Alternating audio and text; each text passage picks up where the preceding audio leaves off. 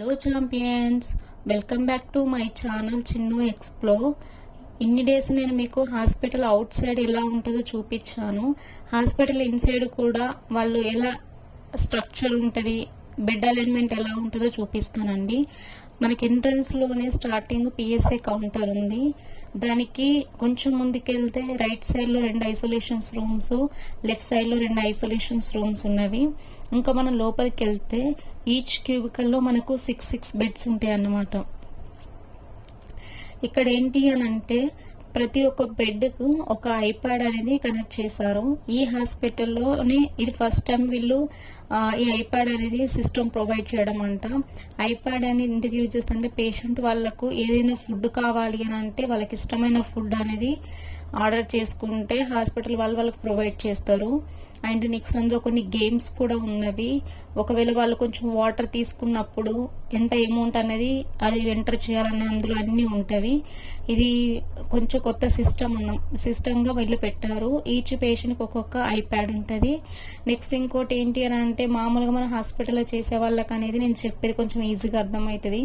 మనం head board అనేది రాస్తాం, పేషెంట్ నేమ్, ఏజ్ అవన్నీ రాస్తాం కదా. ఇక్కడ ఏంటి అంటే రాయన అవసరం లేకుండానే డైరెక్ట్ కంప్యూటర్ సిస్టమ్ తోటే ఇవన్నీ అక్కడికి ఎంటర్ అయిపోతాయి. ఇప్పుడు డాక్టరు పేషెంట్ అడ్మిషన్ తీసుకున్నారు అని అన్నప్పుడు డాక్టర్ ఏదైతే ఆర్డర్ చేస్తావో ఆ సిస్టంలో కనిపిస్తుంది మనకి. పేషెంట్ నేము, ఏ లాంగ్వేజ్ మాట్లాడగలుగుతారు, అవన్నీ అతని ఏజ్ ఏందనేది మనకు అక్కడ కనిపిస్తుంది, మేలా ఫీమేల్ అనేది.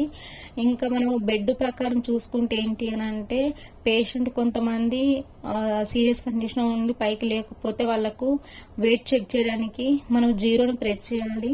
అప్పుడు 0 ప్రెస్ చేస్తే ఆ బెడ్ ఆ పర్సన్ యొక్క ఎంత వెయిట్ ఉన్నారు అనేది కూడా ఆ బెడ్ మనకు తెలుస్తుంది అక్కడ దాన్ని ప్రెస్ చేయడం తోటి. ఇక్కడ మనకు మామూలుగా ఏంటంటే కోడ్ బ్లూ అని ఇలాంటివన్నీ కొన్ని జరుగుతాయి కదా.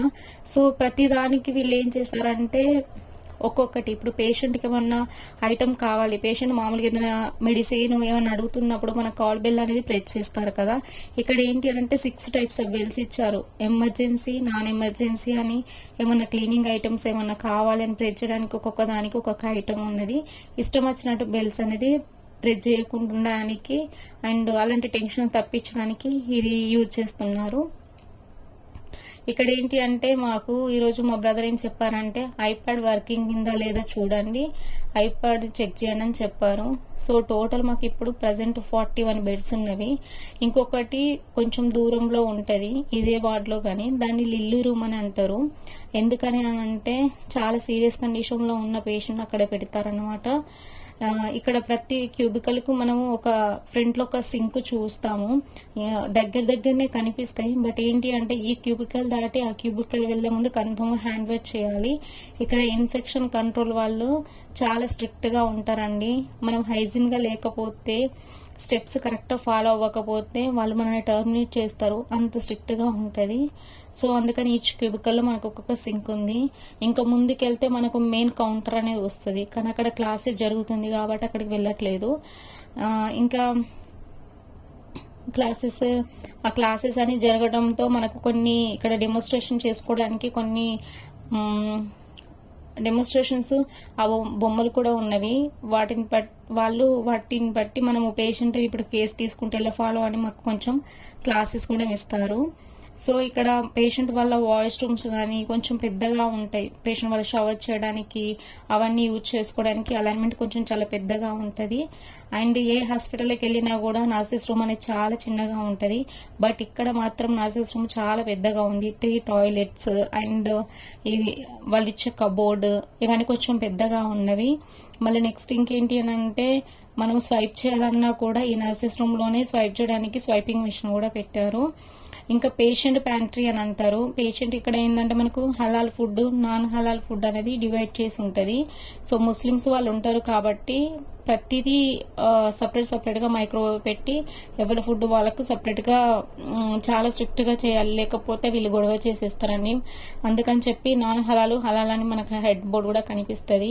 ఒకవేళ మన కాఫీ ఏమైనా టీ ఏమైనా తాగాలి అనుకున్నప్పుడు కూడా మనకి ఇక్కడ మనకు వాళ్ళు వచ్చి అదంతా టాప్అప్ చేసి వెళ్తే మనం జస్ట్ ప్రెస్ చేసి కాఫీ ఇన్స్టెంట్ ఏదైనా చేసుకొని తాగొచ్చు, మైలో కాఫీ టీ అలా.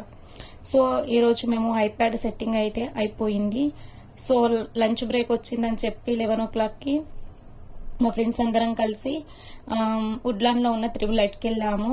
లంచ్ బ్రేక్ 11 o'clock ఏంటి అని అంటే, సింగపూర్లో 6 o'clockకి మార్నింగ్ 6 to 7 బ్రేక్ఫాస్ట్ అయిపోతుంది.